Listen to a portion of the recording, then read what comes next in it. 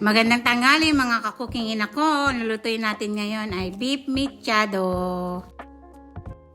Ito ang ating mga ingredients. Tignan nyo na lang sa ating caption.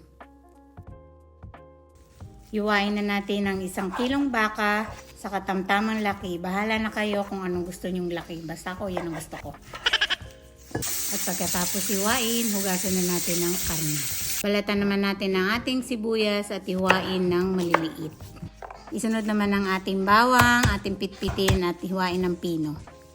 At sinunod ko na rin hiwain ang ating bell pepper. Isunod natin balatan at hiwain ang patatas at ibabad sa tubig para hindi manitim. Ilagay na natin ang karne ng baka sa kaldero.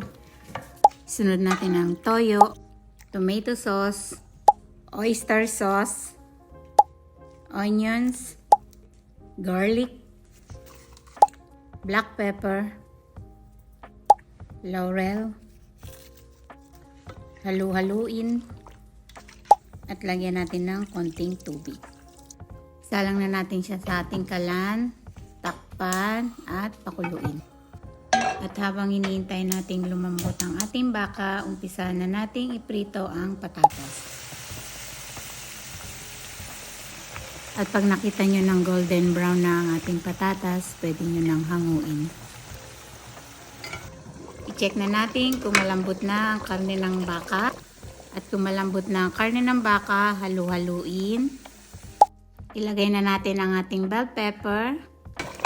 At ang ating patatas na pinirito, nag-iwan lang ako ng konting patatas na pang ibabaw. At ready na for serve!